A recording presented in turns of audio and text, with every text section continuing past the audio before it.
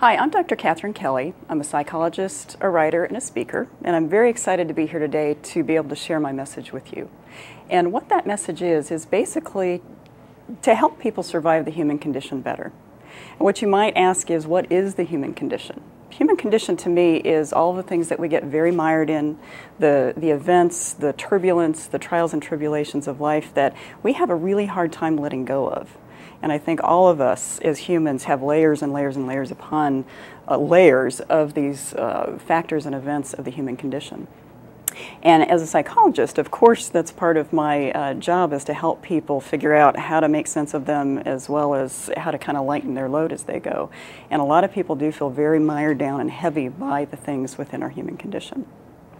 But the main message today for me to convey to you is basically the idea that if given the right skills, each and every one of us is able to evolve beyond that mired feeling within the human condition.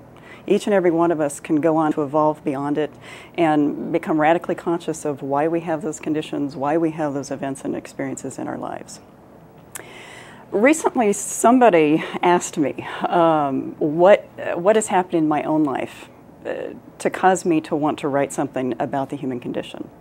And it kind of took me aback because I am so used to being the one asking other people those kinds of questions. And so I really had to think hard about how I responded. And my main response to him was basically that I really probably have not had anything more than anybody else has, but I had my own interpretation of those events along the way. And probably the most poignant and life-changing event of my life that caused me to want to write about these things and work with people and helping them evolve beyond their own human condition was going through the process of my father's passing. I was 9 years old when he had an accident, and it left him medically disabled. And so pretty much life in my family changed. No more family vacations, no more of the jovial kinds of things that we used to have, and the energy within the house definitely shifted.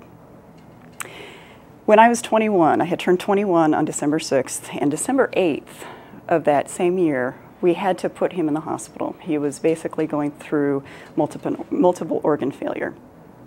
And that was obviously a very difficult time for all of us.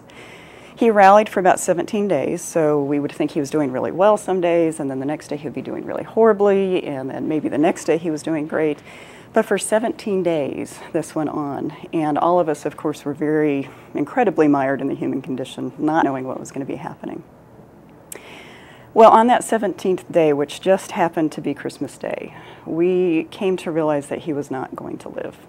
And that made it very difficult for us to know what to do, and that was Christmas, so lots and lots of mixed emotions and what I would call the human condition. So my father, we were Catholic growing up, and my mother called the priest to come do the final blessing. And I remember standing on the right side of his bed, my mother was standing on the left side of his bed, and he was holding my hand. And when the priest walked in, my dad turned and saw him walk in and immediately knew what was happening. And because my dad was on a ventilator and he couldn't speak, he tightened his grip on my hand, and he turned his face toward me, and our eyes met face to face. And at that moment, the fear in his eyes was so intense and incredible. And I'm sure the fear in my own eyes was intense and incredible. But what we shared at that moment was probably the biggest event of my own human condition. And I will never, ever forget that day. And I will also feel forever changed because of that moment. So shortly after the priest left, after blessing him,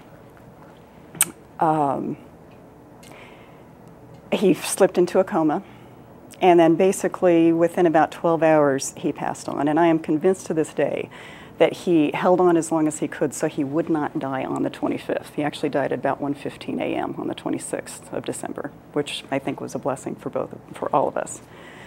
But it took me 7 years for me to make sense of that and to get past the grieving. So for 7 years, I was mired in the grieving of my own human condition related to his death and basically to his experience after his accident.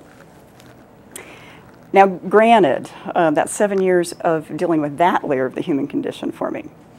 But I was also going through other things during that time. There were other layers of the human condition happening. I graduated from college. I moved 1,500 miles away for grad school. I got married. I got divorced. So there were other layers of the human condition that were happening simultaneously. But I remember at the end of my doctoral program saying just casually to someone that it felt so strange and odd for my father not to be there when I graduated, because he really was the person who had always supported me with all of my crazy and wacky career ideas. You know, he would buy me paints when I wanted to be an artist. He would buy me a chef's hat when I thought I wanted to be a chef. He would basically do anything he could to promote my education and promote my career. And so at that moment that I said that, something clicked into place to the point where all of the grieving went away. I could literally feel it melt away. Physically, emotionally, spiritually, everything just fell into place. So I understood, because I was able to interpret exactly why he was in my life. I was able to interpret that he was in there to support me in that way. What was also interesting at that moment, and which was a key and critical point in my own evolution as a therapist, as a writer, as a speaker, was the whole idea that we can interpret the events of our lives, and if we had the skills to interpret those events, we would much more easily and much more smoothly and quickly move through the aspects of the human condition.